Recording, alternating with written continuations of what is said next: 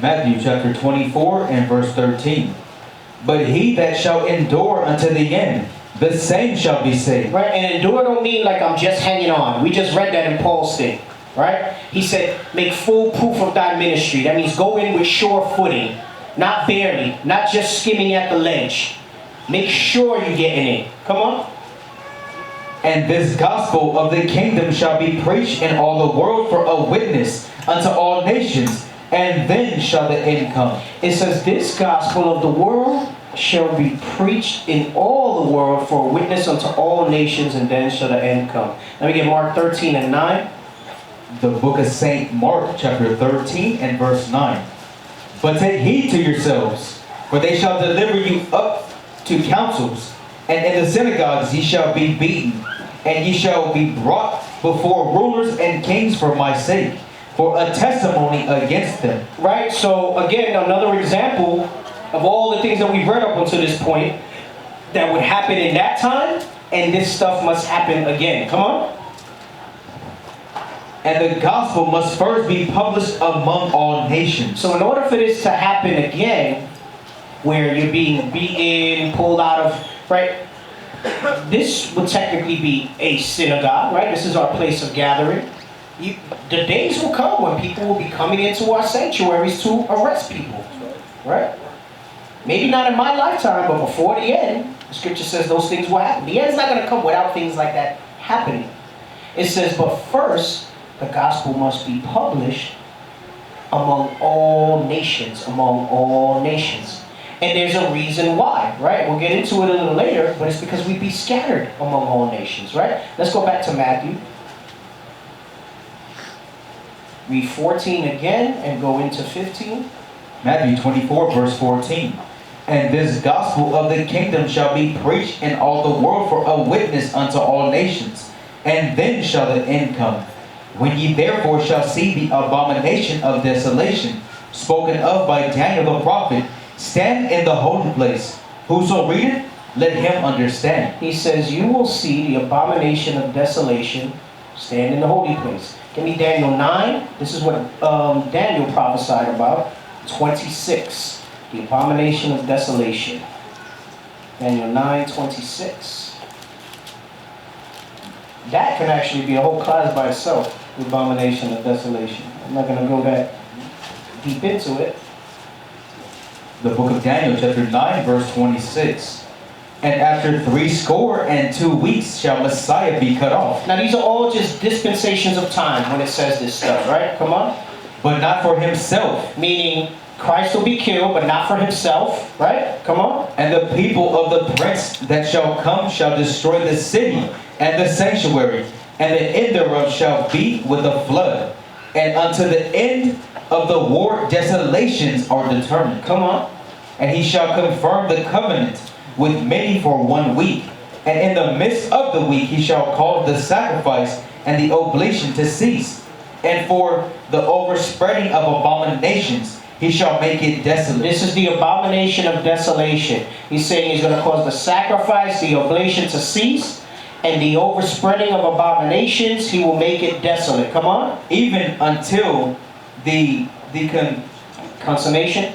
Even until the consummation, and that determined shall be poured upon the desolate. Now, let me get Luke 21 and 20. I said I'm not going to spend a lot of time on the abomination of desolation. We'll touch it a little bit here and there.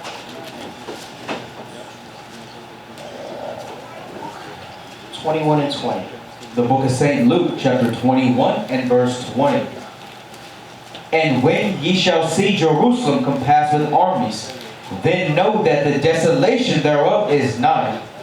Then let them which are in Judea flee to the mountains, and let them which are in the midst of it depart out. And let not them that are in the countries enter thereinto. So he said, when you see Jerusalem compassed with armies, then you'll know that the desolation thereof is nigh. Meaning, after this point, you're going to see the desolation, right? And he says, let them which are in Judea flee to the mountains, and let which them are in the midst of it depart out, and let not them that are in the countries enter in thereto. Meaning, don't come back. Come on. For these be the days of vengeance, that all things which are written may be fulfilled. But woe unto them that are with child, and to them that give suck in those days. For there shall be great distress in the land, and wrath upon this people. And they shall fall by the edge of the sword, and shall be led away captive into all nations. This is why the gospel must be published first into all nations, because there would be a diaspora after that. And it says we would be led captive into all nations. So it's not all nations because all nations will be saved. This is the part where it's real simple when you understand the whole scripture, why it says that. Because that's one of the first arguments you'll get from another gospel. It's like, no, look, it says all nations. Christ said, go, baptizing in all nations. Go teach all nations. It's because we would be scattered in all nations. And this is in the New Testament. It's the reason I went here specifically, because there's plenty in the Old that talks about us being scattered, right? And being mixed among all nations, scattered into corners. He's telling you here, right in Luke, you would be scattered into all nations after this. So this is why the gospel must be preached in the whole world. Why it must be published to all nations. And then the end shall come. And this is why it also says, judge not by appearance. We were joking a little bit about that stuff this morning. You're like, man, you know, someone looks like this, someone looks like that. You can't go by that anymore in these last days. With everything that we've been through, with their attempts to destroy us, you can't go by that stuff, right? You go by the signs. Hey, your people historically been under the curses? Okay, you might be an Israelite. Let's see how these scriptures reside in you. Let's see if you endure to the end. Because you might have people here, and you know, you might say, hey, and I'm meaning in general, there's people now you might see that you might say is questionable. Right? Maybe you have a hang up about it. Usually, the ones that feel they're questionable, they're the ones that make a bigger deal out of it within themselves than anybody else, right? I think of one brother in particular who I'm rather close with that he gets real hot if you mention anything about Edom with him. He's half Esau, right? On his mom's side, so in camp too. he gets. We teaching, sometimes we don't look like that. Yeah. It used to be. Hey, I remember one time I went to Seattle, and you can leave it in. I'm saying Seattle because I'm never gonna let them live that down. And we finally went up there. We out there in camp, and they printed separate flyers that basically was cursing out what they thought would be the other nations. This is not for you, blah blah blah blah blah blah. Out of their way. I mean, I'm talking about. It said, you see, if you're reading this. If you're reading this. And then it went into. Like, the hell with you, basically. And I said, see, I break things down in my head. I said, so somebody thought about this. They wrote it out, they crafted it, because it was like a well-designed flyer, right? And they spent money on it, they made copies, they make sure that they bring that to camp. And then I think about how some folks can't even bring the water to camp, but I bet you they brought that thing to camp, right? They would keep it in their cars, right? And this is what they rolled with it. They would go around giving these flyers out to who they thought were not Israel. Man, we blasted the hell out of them for that. Look, I'm quick to give the heathen a flyer or a card because they're the ones that do research, and they're the ones that are going to go back and tell their black friend, oh my goodness, this guy told me that you're an Israelite. And then there's the gospel being spread even further. Thank you. Well, or maybe he's not a heathen. Right? I mean, somebody might say I'm Italian and something resonated in him, right? And you do a little research, do a little diligence, find out, whatever, And if he's willing to keep these laws, statutes, and commandments or whatever, we might roll with it, I remember one time we were talking about it in Bishop's house. I'll never forget it. Don was like, man, I don't know if I can roll with that. We're talking about like Ishmael. Like there might be people come in looking very much like Ishmael. Arab names and all that stuff, and they may really be Jake. He was like, I don't know how I'm going to deal with that. And I've said this, I think I mentioned this before. It was right around the time when he started stepping up, hey, we got to go to Africa. We got to go to these other islands. We got to go to these places. Because remember, I came in and we were like, Hamites, that's it. You there? It's Hamites. Bishop had a revelation. He said, no, you know what, man? It's been itching at me. You can't say and blanket say that everybody is. We were scattered into all nations. So you got to go with that. And you roll with that and then this is why Christ said he's going to sift the wheat from the tares. Right? So, and trust me, somebody ain't going to make it that long in this if it's not really in their spirit. Right? They're gonna validate that they're not Israel because they will not endure until the end. Right? That's why I said we don't got to do anything about that. The laws will push you aside. Right? So, where we at? Verse 24 in Luke. Read it again. We didn't finish it. Read it. Luke 21, verse 24. And they shall fall by the edge of the sword, and shall be led away captive into all nations. And Jerusalem shall be trodden down of the Gentiles until the times of the Gentiles be fulfilled. Right? So the Romans took Jerusalem, all right? Let me get John 11 and 47.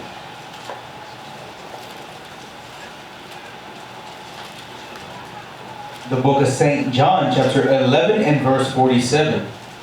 Then gathered the chief priests and the Pharisees a council, and said, What do we?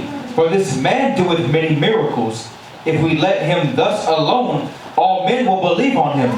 And the Romans shall come and take away both our place and nation. And they sure did. The Romans took it. Because they were believing on Christ. It set off a revolution. They lost their seat because it was prophesied that they would. And the Romans came and took it. Let me get 1 Maccabees 1:41.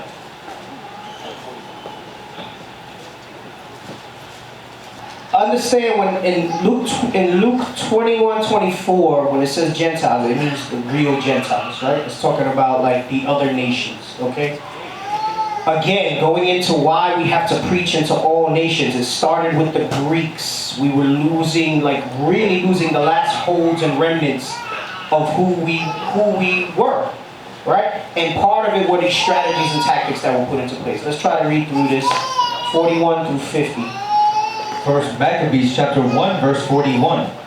Moreover, King Antiochus wrote to his whole kingdom that all should be one people, and every one should leave his laws. So all the heathen agreed according to the commandment of the king. Right, so this started with the Greeks, and then the Romans carried this on, and then it's the MO now throughout history. You hear that a lot now with America. They want you to kind of just, hey, if you're here, you should only be speaking English. You shouldn't be, you see that type of nationalism, all right, to this day, right? So it says, of course, the heathen agreed with that. Come on. Yea, many also of the Israelites consented to his religion. It says, many also of the Israelites consented to this as well. And notice they called it a religion. They called it a religion. I've gone over this before. Politics, anything in that realm, that is a religion. Religion doesn't exclusively mean something with a spiritual deity, okay? It says politics is a religion. And you see how people can be very dogmatic about that stuff, right? That's their doctrine and belief. Come on. And sacrifice unto idols, and profane the Sabbath. For the king had sent letters by messengers unto Jerusalem, and the cities of Judah, and that they should follow the strange laws of the land. And some of that stuff was what? Going into the abomination of desolation, setting up false gods, setting up different images in there, sacrificing swine flesh onto the altar, and all of that. Come on. And forbid burnt offerings, and sacrifice, and drink offerings in the temple, and that they should profane the Sabbaths and festival days. So it's nothing new. This happened before Christ prophesied about it. It happened after him, and it will happen again, right? We've lived it today. You see it all around us. Many of us were profaning the Sabbath in our own way. Maybe not a live sacrifice, but sacrificing to idols, right? Come on. And pollute the sanctuary and holy people.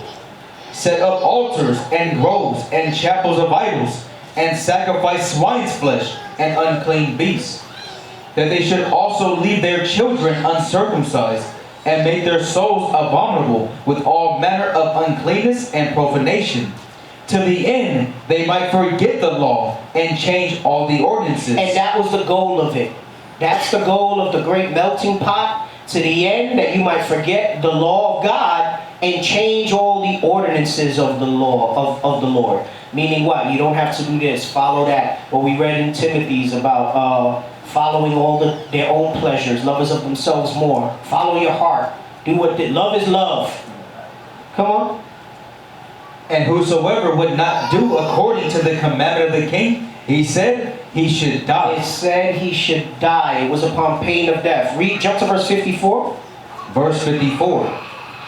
Now the 15th day of the month Keslu, in the 40th and 5th year, they set up the abomination of desolation upon the altar, and builded idol altars throughout the cities of Judah on every side. And this is why, so it mentions the abomination of desolation. And what I'm saying, by itself, the abomination of desolation could be its own class. Because Christ was talking about a different time of the abomination. Meaning the abomination of desolation was set up a few times. Alright? The modern iteration of that is when you see like Caesar Borgia and himself up as God. But even when, and I think we'll get to it. I may have to wind up cutting this and finishing next time. I'll get as far as I can. Titus and Vespasian, when they took over, they set themselves up as gods in the temple, right? With their own statues and things like that, so people could worship them. All right? So that was another time that the abomination of desolation was set. But what's important, what you got to understand, the time that Christ was talking about was what we read in Luke. Because it says it'll stay that way till the time of the Gentiles be fulfilled. The difference between the time that it happened in the Greeks and when it happened now was that the one that happened under Rome, we were never going to come back. Remember, we had the rededication of the temple after this in Maccabees. You didn't have that after the Romans, all right? So this is the time that they were really speaking of for this to happen that way. Let's go to, let me see here. Let's go back to Matthew 24. Start at 15 again. St. Matthew chapter 24 and verse 15. When ye therefore shall see the abomination of desolation, spoken of by Daniel the prophet, stand in the holy place. Whoso readeth, let him understand. That's why he says that part. If you read it, let him understand. Meaning, you'll know from the Maccabees that one time the abomination of desolation is there. But basically, he's saying, understand, I'm talking about Rome. I'm talking about now, what you're dealing with now. Come on. Then let them which be in Judea flee into the mountains. Same thing like he said in Luke. Come on. Let him which is on the housetop not come down to take anything out of his house. Neither let him which is in the field return back to take his clothes. And woe unto them that are with child, and to them that give suck in those days. Real quick, Deuteronomy 28 and 49, to explain verse 19. The first iteration of this prophecy was fulfilled during the siege of Jerusalem. Deuteronomy chapter 28 and verse 49. The Lord shall bring a nation against thee from far, from the end of the earth, as swift as the eagle flieth. A nation whose tongue thou shalt not understand. Now you'll have people that they try to come at us and say all these things were fulfilled already. The point that I'm making to you is that, is Christ wrong when he's talking about the abomination of desolation? Because you read about it in the Greek time when it says it, right? Earlier I gave another example. I can't remember what I gave. Does that mean Christ is wrong if these things didn't happen? Right? Oh, with the gospel being preached and then the end coming. The end hasn't come. The Bible's published in almost every language. It's everywhere in the world. So their argument of that a lot of these things happen. So understand, the first thing when he said woe to them that give suck deals with the siege in Jerusalem and how they had to eat their own children to survive. What happened was they wound up building a wall around the wall that was already there in Jerusalem so that they couldn't get out. And then they also could not get any supplies in. So they were starving. So they wound up reverting to cannibalism. It wasn't like just some battle, whatever. What was I watching the other day? Kingdom of Heaven. It's not a bad movie. It's pretty long. It's with Orlando Bloom, and it's about the fight over Jerusalem. So it's when the Ishmaelites came, how they were always warring over who would hold Jerusalem. So they had the Crusades and all that stuff like that, knights. It was much more severe than stuff you saw in that movie. Like I think of it there. When somebody sieges you, right? They're cutting off everything. So it's like basically they lock you in your house, and when you run out of the supplies that are in your house, you have no means to get anything. You can't order dominoes, you can't order something to come in, right? So you wind up going hungry, okay? And then so they wound up turning to cannibalism. But this also wound up happening when we went under the curses, when the transatlantic slave trade happened, right? First starting when the conquistadors came, right? It says a tongue we couldn't understand.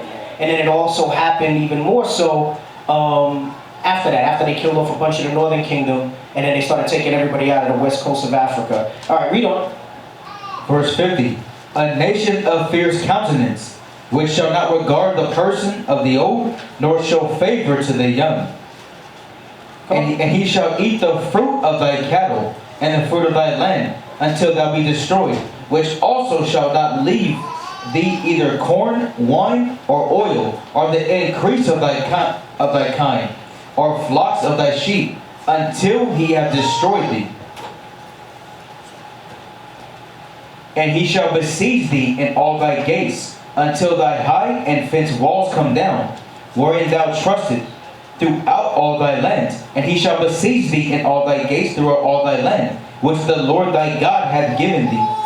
And thou shalt eat the fruit of thy own body, the flesh of thy sons and of thy daughters, which the Lord thy God hath given thee, in this siege, and in the straitness wherewith thine enemy shall distress thee. And this is what we were reading about up until this point. When they went and they did the siege in Jerusalem. That's the point in Luke where he says they're going to come for you. And when that happens, don't come back. If you're not there, don't come back. And if you are able to escape, flee. And he said, and those of you even that you flee, some of you are going to be taken into captivity, into all nations, and be scattered. And it says you're literally going to eat your own babies. Come on, read on.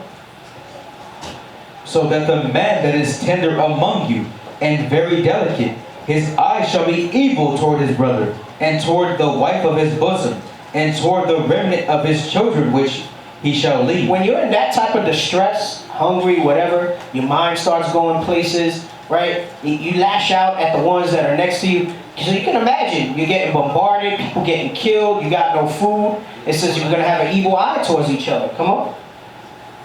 So that he will not give to any of them of the flesh of his children whom he shall eat, because he hath nothing left in the siege, and in the straitness wherewith thine enemy shall distress thee in all thy gates.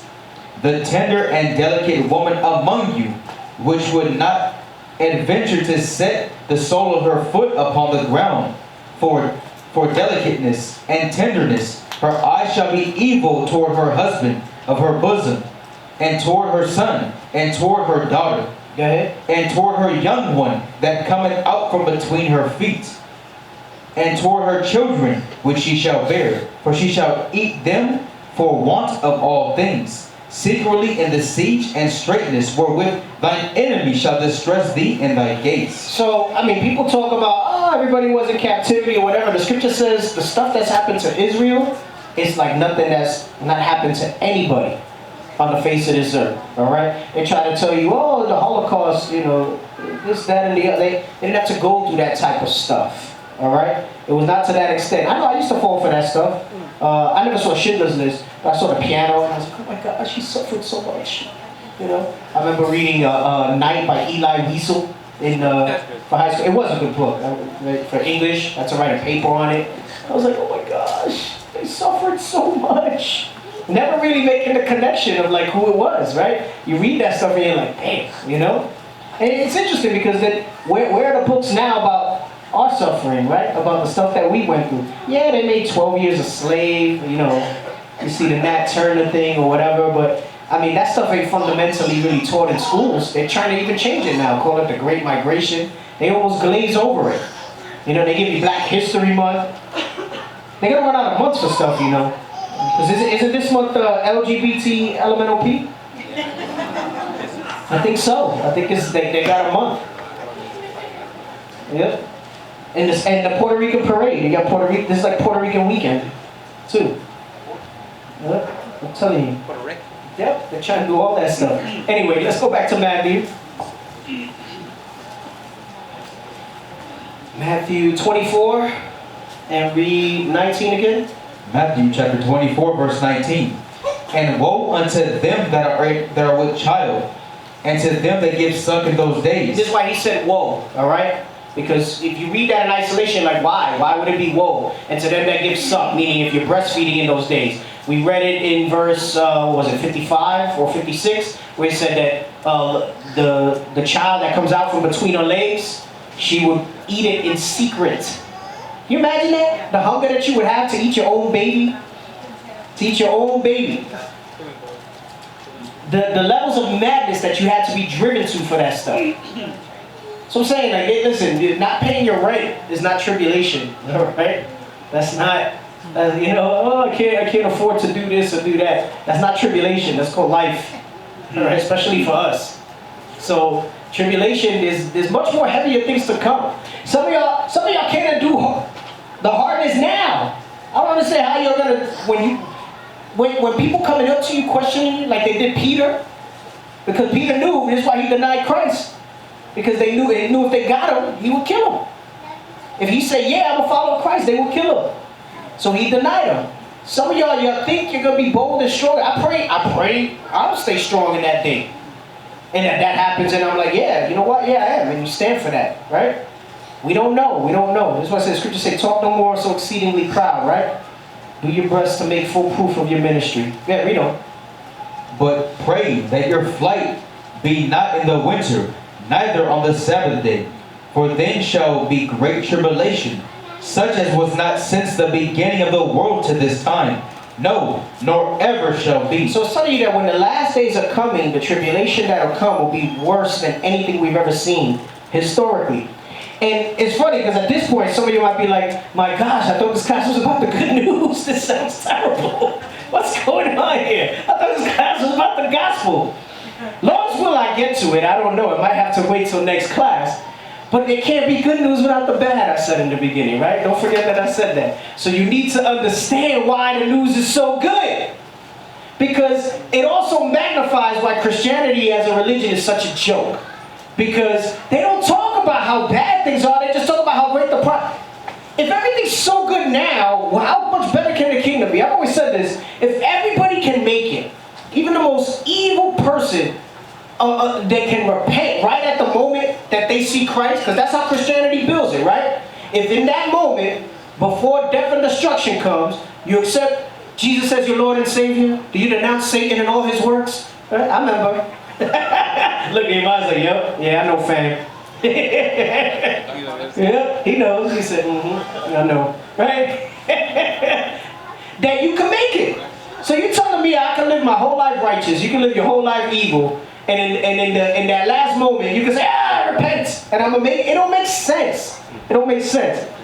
So I might not get to the good news today, all right? But we gotta get through all the bad news. So I apologize. You're gonna be depressed with all this stuff today, all right? We'll see what Bishop's class do as far as edifying. Let's get through a few more scriptures, and then I'll save the rest for next week as far as the good news, because I got more stuff. All right. Read verse 21 again. Verse 21. For then shall be great tribulation, such as was not since the beginning of the world to this time. No, nor ever shall be. All right. Let me get Deuteronomy 4 and 30. I'll give you a little bit of hope.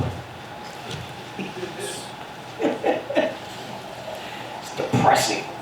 Deuteronomy chapter 4 and verse 30. When thou art in tribulation, and all these things are come upon thee, even in the latter days, if thou turn to the Lord thy God, and shall be obedient unto his voice. So you see the difference in the stipulation here? Christianity tells you just accept him, denounce Satan and all his works and all that, right? It says, listen, even when you're in tribulation in the last days, so understanding, again, you know, the people that try to come at you and say all those things were fulfilled already, that's it. Understand that these things must happen again. And it says, even then, it says, go ahead, if you turn to God, and how do we turn to God? It says, be obedient unto his voice. And his voice is found in these scriptures. And he tells us what's required of us. So in those last days, in those tribulations, keep his law, statutes, and commandments in the faith of his Son, Jesus Christ. Come on. For the Lord thy God is a merciful God. He will not forsake thee, neither destroy thee, nor forget the covenants of thy fathers which he swore unto them. It says he's merciful. He will not forget these covenants. All right? And we've been through some great tribulation up to this point, yet we're still here. Deuteronomy 28, 32. Deuteronomy chapter 28 and verse 32. Thy sons and thy daughters shall be given unto another people, and thine eyes shall look and fail with longing for them all the day long. And there shall be no might in thine hand. Right? So this happened in captivity. They took our kids, they murdered them, they dashed them on the rocks, they killed a bunch of us. Jump to verse 48. Verse 48. Therefore shalt thou serve thine enemies, which the Lord shall send against thee, in hunger, and in thirst, and in nakedness, and in want of all things. And he shall put a yoke of iron upon thy neck, until he have destroyed thee. Until he what? Until he have destroyed us as a people. Verse 68. Verse 68. And the Lord shall bring thee into Egypt again with ships, with cargo slave ships, come on. by the way whereof I spake unto thee. Thou shalt see it no more again. And there ye shall be sold unto your enemies for bondmen and bondwomen. Back to Deuteronomy 4 and 30 and 31. So even though all those things happened, even though we had to eat our kids, even though we were murdered down, destroyed mentally as a people, scattered, broken, our bands cast asunder so that we're like, that ain't my people. This ain't, Hispanics and so-called black, we're not the same. Native Americans or Asians, it's not the same. It says even through all that, the Lord has been merciful. Read it again, Deuteronomy 4, 30. Deuteronomy chapter 4 verse 30. When thou art in tribulation, and all these things are come upon thee, even in the latter days, if thou turn to the Lord thy God, and shalt be obedient unto his voice. For the Lord thy God is a merciful God. He's a merciful God. Even though he put all that stuff upon us for our disobedience, he's a merciful God. Come on. And he will not forsake thee. He will not forsake us. Come on. Neither destroy thee, nor forget the covenant of thy fathers which he swore unto them. And again, so this is another classic example with verse 48 where it says you'll have a yoke of iron so you're destroyed. But here it says he won't destroy us. So you'll have people who will say, see, the Bible's invalid, right? Based on that, not fully understanding the whole scriptures. Listen, reading is fundamental, right? And it's important that you read, listen, whether it's reviewing the class, you should review your classes, right? That are done with my class, Bishop's class, all right? And I know there's a lot of information, a lot of people, everybody has their favorite teachers that they want to watch. But take the time to do your reading and read your scriptures. Because maybe you haven't encountered it yet, but you're going to get an upgrade. You're going to get somebody that's going to come against you, right? Preaching another gospel, right? But it's not really another, right? And they're going to pull you up. And they're going to pull you away because of your own inadequacies. You haven't built a hedge around yourself. And you got to build a hedge around yourself with these scriptures, all right? And, you know, the good news is that he's sending Christ to redeem us for all that stuff, right? And he's sending him again. He sent him first. And think about it. It says he will not destroy us. If he had not sent Christ under the sacrificial law, we probably would be, like, extinct. Because there was so many sins that we commit today that you had to die for back then, right? So that was one of his first mechanisms, his greatest one, to make sure to endure that we will continue on, right? But he said, but you're going to have to do it suffering. Because that's the only way. I got to break you. I got to break that spirit, right? Like a wild horse. You got to break that spirit so that I could go ahead and throw the saddle on and that you can be useful to me. And when that spirit is broken, this is why I said a broken and contrite spirit he will not despise. When you are broken is when you're ready to receive. Not when things are going right, not when things are okay. When you are broken, you are ready to receive. And that's when you will apply.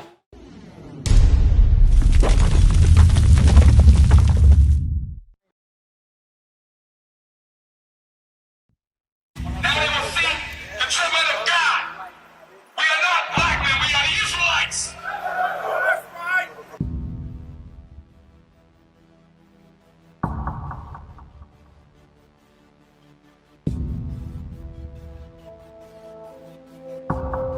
Take care of us. Take care of us. And our children too. And our children too. We have repented. We have repented. How about you?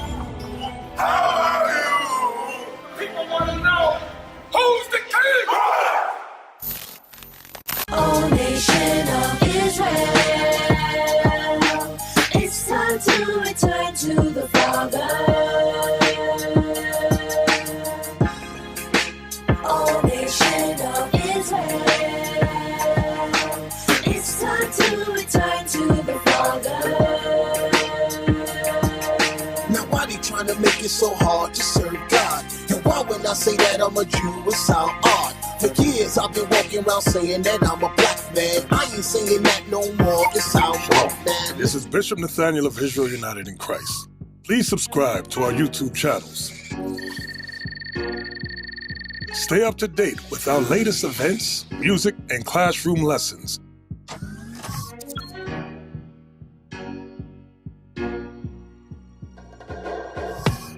IUIC plans to continue visiting different countries where this gospel has not been preached before. IUIC needs your help in pushing this truth.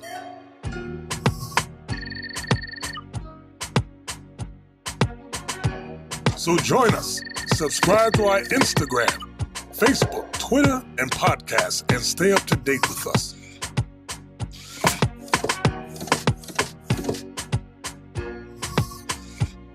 For more information, please visit www.israelunite.org.